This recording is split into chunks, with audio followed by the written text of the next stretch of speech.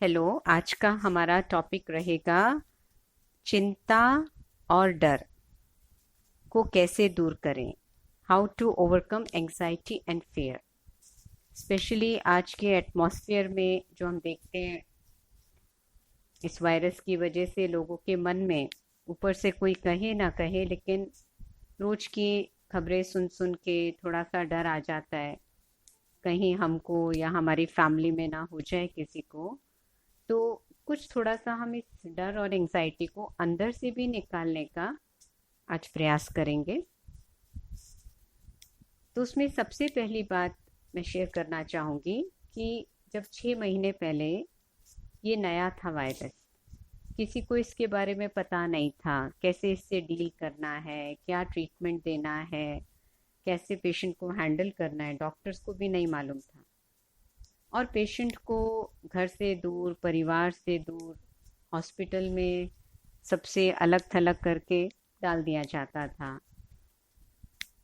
तो उस समय तो हम समझ सकते हैं कि फियर और एंग्जाइटी की बात है।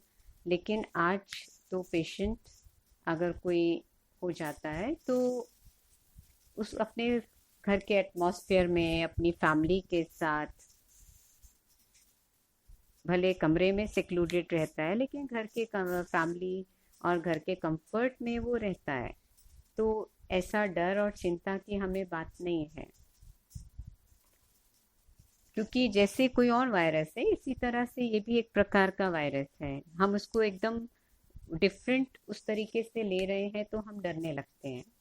और ये भी हमें आज पता है कि मेजॉरिटी लोग रिकवर हो चुके हैं इससे, जो भी इससे इफेक्टेड हुए। फिर हमने अपने सेशंस में सीखा कि हम शरीर नहीं हैं, हम तो एक एनर्जी हैं। और एनर्जी कभी मरती नहीं। केवल हम आत्मा एक शरीर छोड़ के दूसरा कॉस्ट्यूम लेते हैं। और जो लाइफ एंड डेथ है वो कभी भी हमारे हाथ में तो रहा नहीं। हर एक का अपना पार्ट है। वो कब कॉस्ट्यूम में आएगा, कब वो छोड़ेगा। और जब तक हम इस कॉस्ट्यूम में हैं तब तक हमारा रोल चलता है, फिर हम दूसरा कॉस्ट्यूम ले लेते हैं।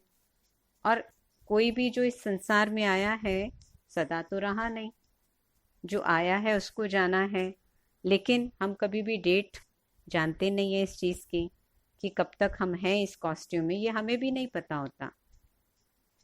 तो इसलिए ये बिना बात के हम जो अंदर, मन के अंदर, या किसी के डिस्टेंस फैमिली में या किसी की नज़दीक फैमिली में कुछ ऐसा हो जाता है तो सब एकदम ऐसे घबरा जाते हैं ना, तो फिर राइट डिसीजन लेना मुश्किल होता है। इसलिए आज हमें इस डर, एंजाइटी, फियर को, चिंता को निकालना है। तब हम इसको अच्छे से डील कर सकेंगे। मैं ही कितने ऐसे हजारों लोगों को जानती हूँ जो इससे हुआ लेकिन रिकवर हो गए। थोड़ी सी प्रिकॉशंस लेने की ज़रूरत है बस, और कुछ नहीं। लेकिन जब हम सोचते हैं क्या होगा, ठीक होंगे नहीं होंगे, ऐसा तो नहीं हो जाएगा, वैसा तो नहीं हो जाएगा, परिवार में एक व्यक्ति को हुआ फिर किसी और को तो नहीं हो जाएगा, तो उससे जो हम डर क्रिएट करते हैं ना, जो हम एक एंजाइटी क्रिएट करते हैं अपने अंदर, तो उससे हम अपनी इम्यूनिटी को ऑलरेडी डाउन करते हैं। फिर हम भले कितना ही एक्सरसाइज कर लें, कितना ही काढ़े पी लें, कितना ही वो सब कर लें, सैनिटाइजेशन कर लें, उसका इफेक्ट कम हो जाता है। मेरा कहने का मतलब ये नहीं कि आप सैनिटाइजेशन नहीं कीजिए, हाथों को नहीं धोइए, या आप डिस्टेंसिंग नहीं मेंटेन कीजिए, मास्क नहीं पहनिए, ये सब तो करना ही है। लेकिन ये सब प्रिकॉशनरी मेजर्स है। ये करने के बाद अगर आप अपने थॉट्स को, अपने इमोशंस को स्ट्रांग बनाते हैं तो इससे युद्ध जो है बहुत ईजी है। इसको जीतना बहुत आसान है। क्योंकि ये कोर्सेज के ड्यूरिंग अभी 2-3 महीने के अंदर ही कुछ कुछ लोग मेरे ऐसे संपर्क में आए जिनको ऐसा कुछ हुआ वायरस, और फिर उन्होंने ही अपना एक्सपीरियंस शेयर किया। हमने मेडिटेशन सीखा, हमने जो आपके सेशंस हैं ये सब करे, और हम कितनी जल्दी इससे रिकवर हो गए। नहीं तो फैमिली में चिंता, रिलेशंस में चिंता, इतना कुछ बढ़ जाता है। क्योंकि काफ़ी चीज़ें हमारे माइंड से रिलेटेड है जो हमें रिकवर करने में हेल्प करती हैं।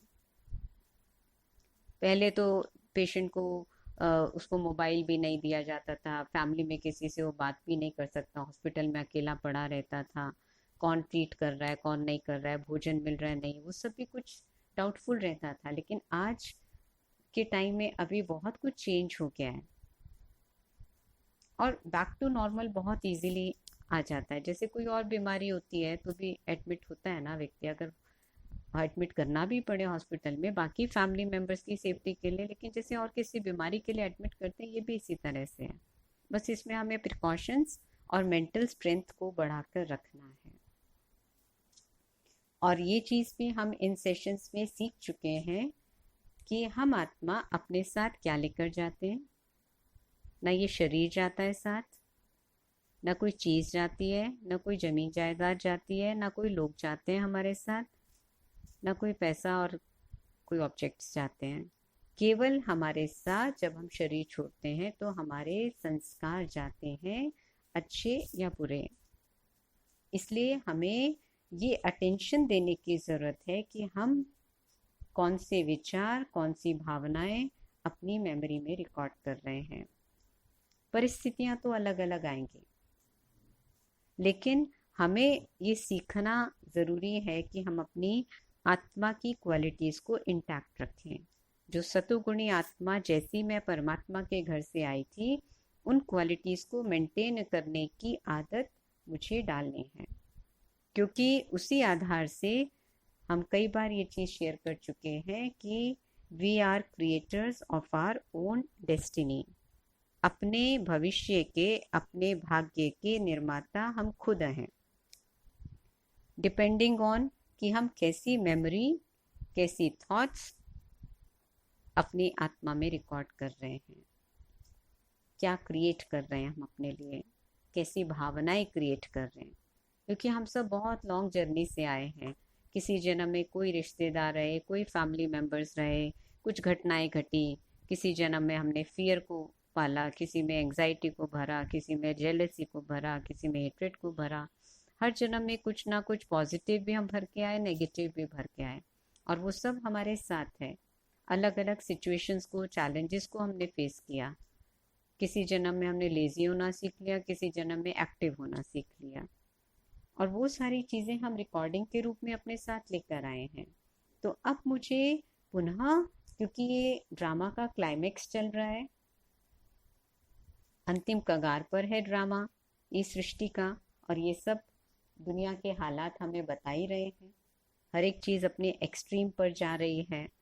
तो जब मुझे अब वापस जाने का टाइम है, वो हमें किसी को भी नहीं पता कब होगा, लेकिन हमें तैयारी तो करनी पड़ेगी। जैसे ट्रेन पकड़नी हो तो तैयारी करते हैं ना, एग्ज़ाम देना हो तो तैयारी कितना समय पहले करनी शुरू कर देते हैं। एग्ज़ाम के डे पर तो नहीं करते, जो समझदार स्टूडेंट होता है कितने महीने पहले, इवन उस साल के बिगनिंग में भी करने लगता है। अगर उसको एम होता है कि मुझे बहुत अच्छे मार्क्स स्कोर करने हैं, मेरे को डिस्टिंक्शन से पास होना है, तो पहले मंथ से वो जब उस क्लास के एडमिशन में होता है, वो मान लो 10th का एग्ज़ाम देना है उसको, तो 10th के पहले ही मंथ से वो शुरू कर देता है, एग्ज़ाम डेज में नहीं, तब वो अच्छे स्कोर कर पाता है।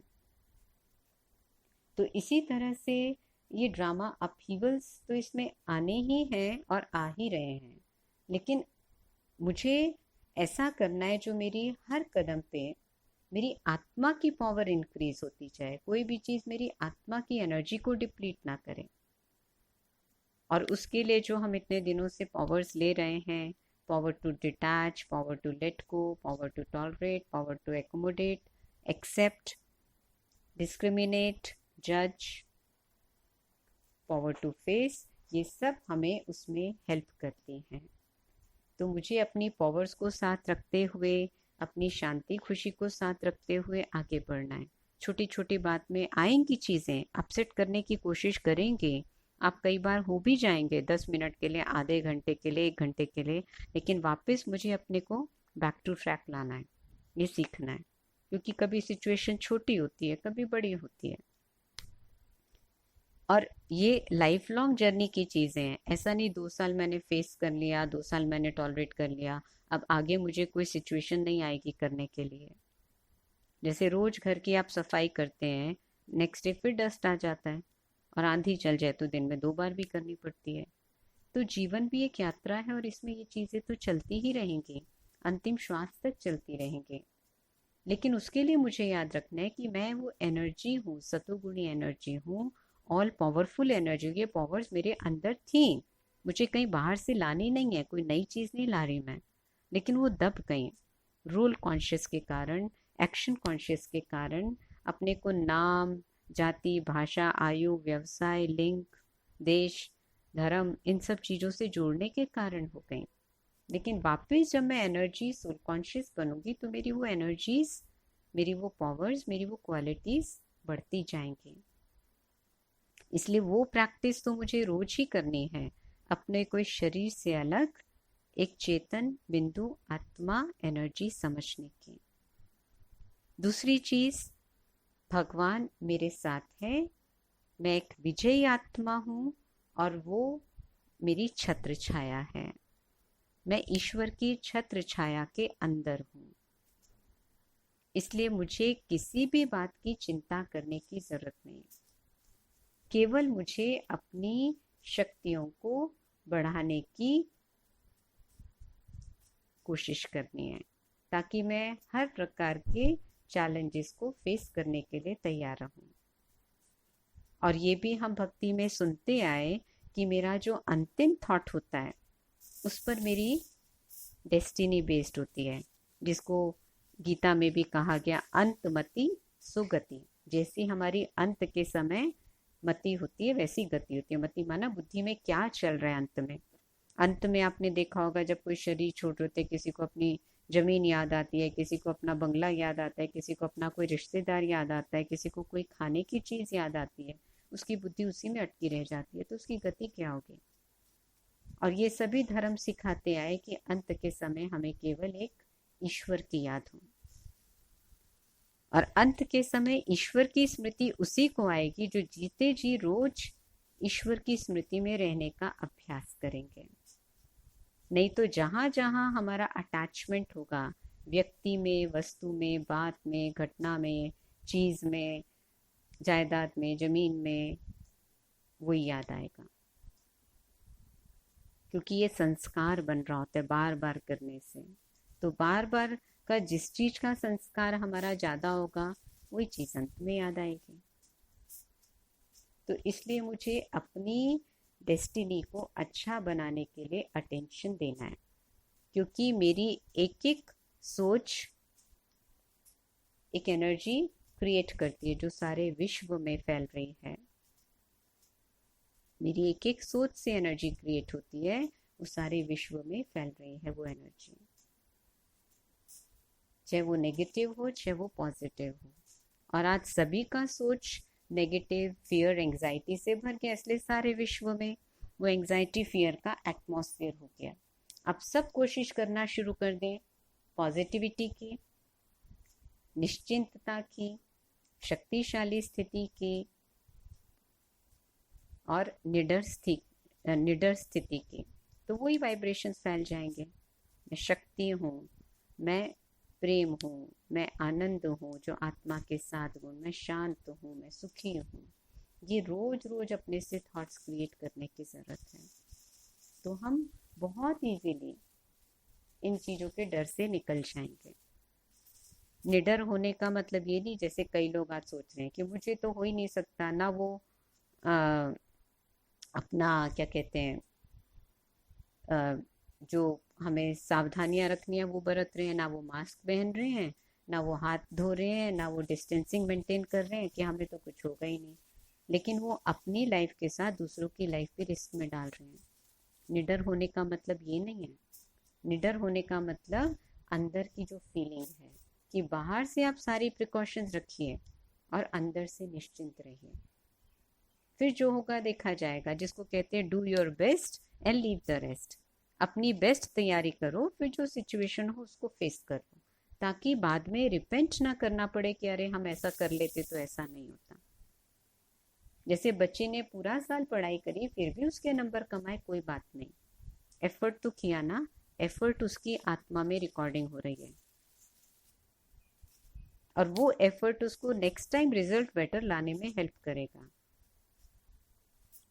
इसलिए रिजल्ट की रिकॉर्डिंग नहीं हो रही है इतना जितना एफर्ट की रिकॉर्डिंग होती है। हम उसको लेते कैसे हैं, स्पोर्ट्समैन स्पिरिट में लेते हैं या नहीं लेते।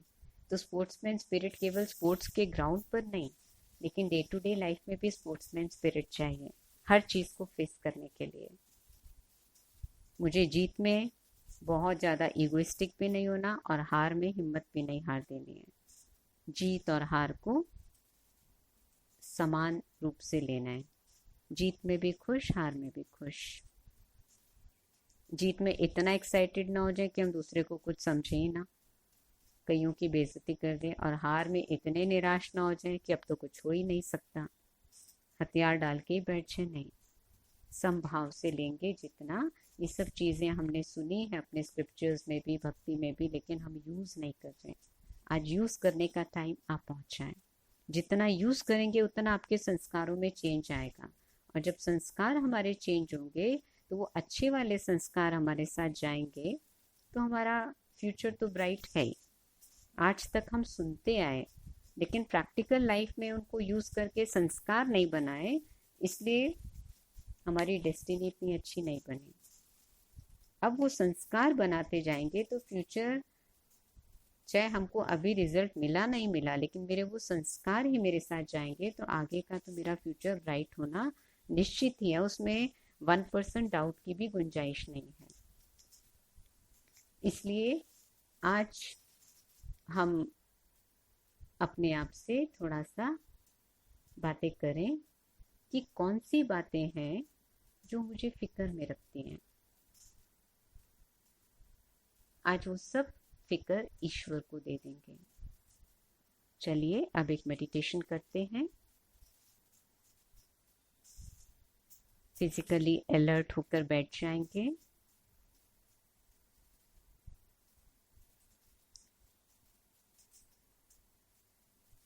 अपना सारा ध्यान मस्तक के बीच में एनर्जी पर, पॉइंट पर, आत्मा पर एकाग्र कीजिए। इमेजिन कीजिए मैं एक शांत, शुद्ध और पवित्र आत्मा हूँ। एक लाइट, एक पावर, एक एनर्जी जो इस शरीर की मालिक है, इन कर्म इंद्रियों की मालिक है।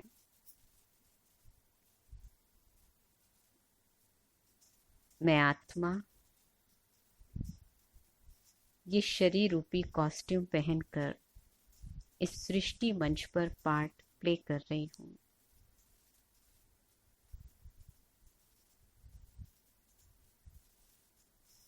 लेकिन मैं आत्मा अजर अमर अविनाशी हूँ।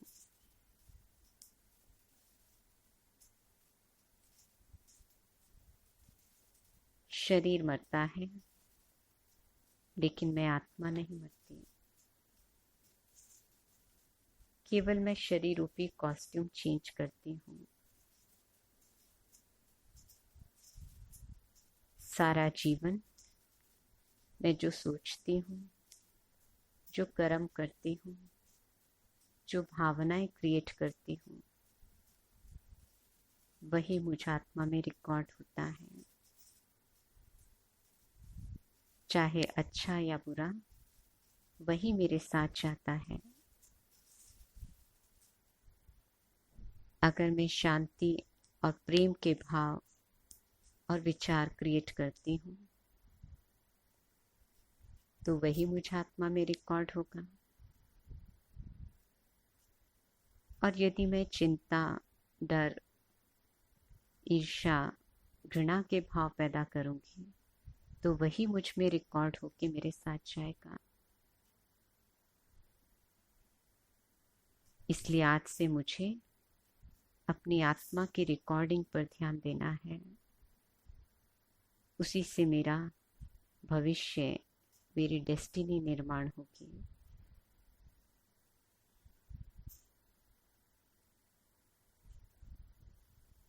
अब मैं प्यारे परमात्मा पिता का आह्वान करती हूँ वो परम ज्योति, उस सर्वशक्तिवान सूर्य के समान शिव बाबा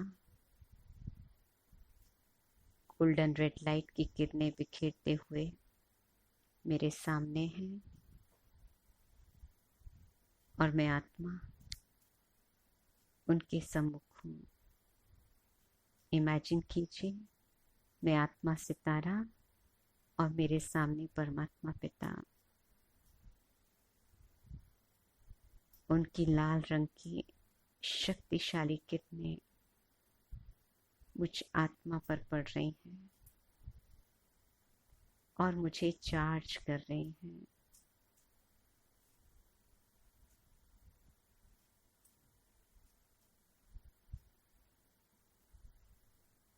मैं शक्तिशाली बन रही हूँ।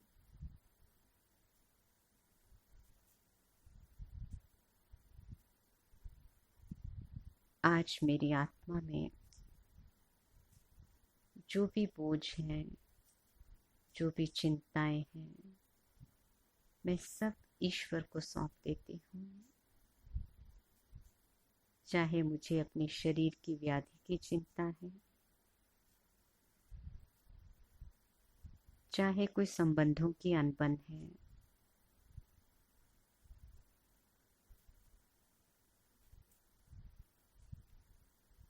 चाहे कोई आर्थिक उतार चढ़ाव है, कोई पास्ट की स्मृति है जो मुझे बेचैन कर रही है, कोई मेरा कड़ा संस्कार है या मुझसे कुछ ऐसी गलती या विकर्म हो गए जिसका बोझ है,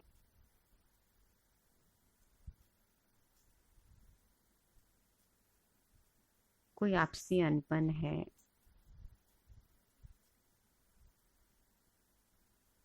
ये सब बोझ जैसे कि मेरे सामने एक चद्दर पड़ी है, उसमें मैं सारे बोझ डालकर ईश्वर को सौंप देती हूँ। कोई भी चिंता, कोई भी डर जो मेरे मन के अंदर है, आज सब प्रकार की चिंताएं, बोझ, डर प्यारे शिव बाबा को सौंपते हैं। अपने मन को खाली करते हैं। मैं तो एक एनर्जी हूँ, मुझे उड़ना है, आगे बढ़ना है। ये बोझ और चिंताएं लेकर मैं ज़्यादा दूर नहीं जा पाऊंगी। शिव बाबा मेरी सभी चिंताएं और बोझ लेने के लिए तैयार हैं। जिस प्रकार बच्चा जब स्कूल जाता है तो इसका किताबों से भरा भारी बैग माँ बाप के कंधे पर होता है। जहाँ तक वो उसे मदद कर सकते हैं वहाँ तक वे उठाकर उस बोझ को चलते हैं।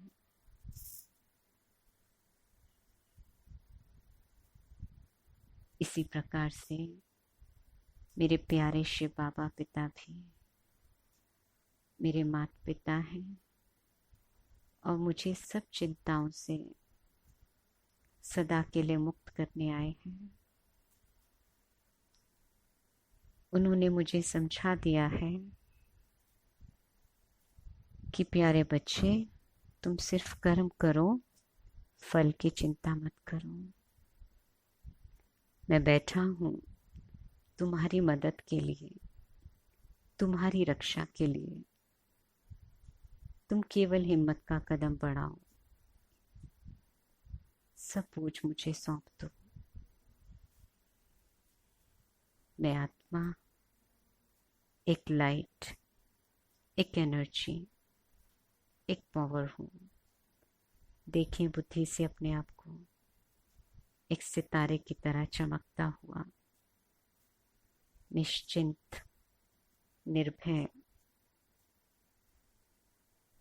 और शक्तिशाली, शांत, रिलैक्स्ड। मैं आत्मा शांत स्वरूप हूँ।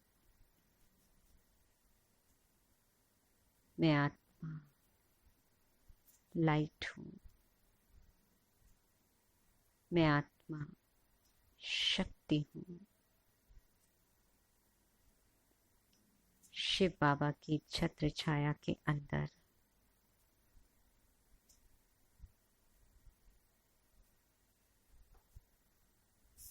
कुछ क्षणों के लिए इस स्थिति में अपने आप को रखें, इसी अनुभूति में रहें और सारे दिन में कोई टाइम निकाल कर पुनः ये एक्सरसाइज करें। अपने मन के अंदर टटोलें, कौन से बोझ, कौन सी चिंताएं, कौन से डर मुझे परेशान कर रहे हैं, और उस सभी शिव बाबा को सौंप दें।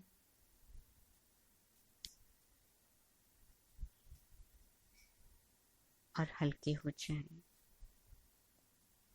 Thank you.